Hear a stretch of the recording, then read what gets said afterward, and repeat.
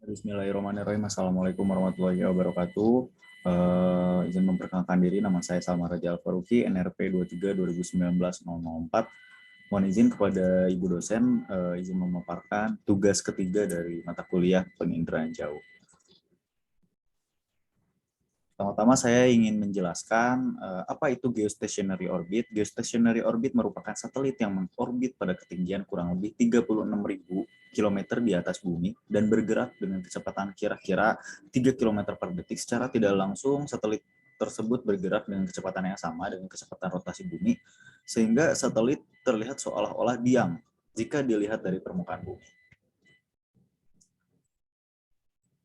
Kemudian yang kedua, apa itu Sun-Synchronous Orbit? Sun-Synchronous Orbit merupakan satelit yang melewati bidang khatulistiwa pada waktu setempat yang selalu sama atau waktu lokal.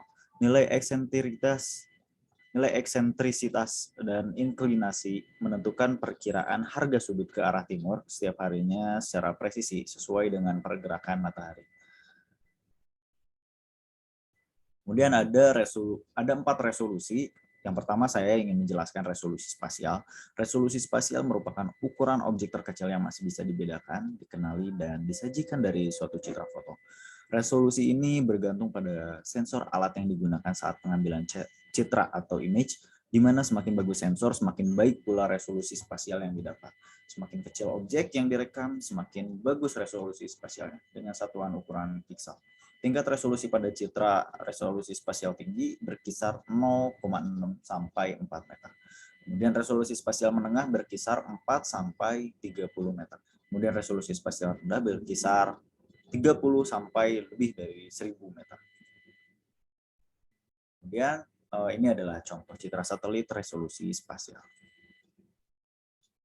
Selanjutnya, saya ingin menjelaskan yang kedua, resolusi spektral. Resolusi spektral merupakan dimensi dan jumlah daerah panjang gelombang yang sensitif terhadap sensor, berpengaruh terhadap kemampuan mengidentifikasi objek yang direkam dengan satuan resolusi band.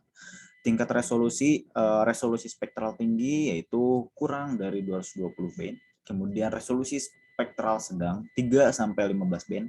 Kemudian resolusi spektral rendah itu kurang dari 3 band. Ini adalah contoh citra satelit resolusi spektral. Selanjutnya yang ketiga adalah resolusi radiometrik. Resolusi radiometrik merupakan ukuran sensitivitas sensor untuk membedakan aliran radiasi atau radiation flux yang dipantulkan atau diemisikan suatu objek oleh permukaan bumi. Citra yang mempunyai resolusi radiometrik yang lebih tinggi akan diberikan variasi informasi yang lebih tinggi dengan citra yang mempunyai resolusi radiometrik yang lebih rendah. Nah, ini adalah contoh citra satelit dari resolusi radiometrik.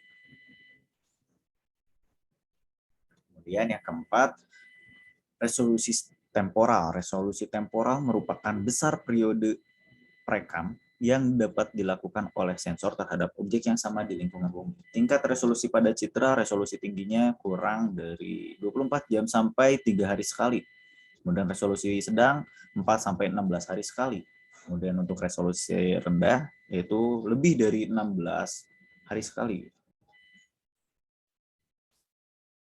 Nah, ini adalah contoh citra satelit dari resolusi temporal. Kemudian saya ingin menjelaskan overview dari Landsat 9. Landsat 9 ini pemilik satelitnya adalah Amerika Serikat. Kemudian misi satelitnya adalah mengambil citra satelit 5 tahun direncanakannya dan dengan bahan bakar 15 tahun itu direncanakannya. Kemudian resolusi spasial dari Landsat 9 itu yaitu 15 meter atau 49 kaki 30 meter 98 kaki dan 100 meter 328 kaki. Kemudian resolusi spektralnya itu 11 band, kemudian resolusi temporalnya 16 hari dan resolusi radiometrisnya adalah 14 bit. Tanggal peluncurannya di tanggal 27 September 2021, kemudian lebar sapuannya 185 kali 185 km. Dan kemudian altitude-nya 438 mil atau 705 km. Ini adalah contoh citra satelit dari Landsat 9. Mungkin sekian presentasi dari saya. Kurang lebihnya saya mohon maaf. Wabillahi taufiq wal hidayah. Wassalamualaikum warahmatullahi wabarakatuh. Terima kasih.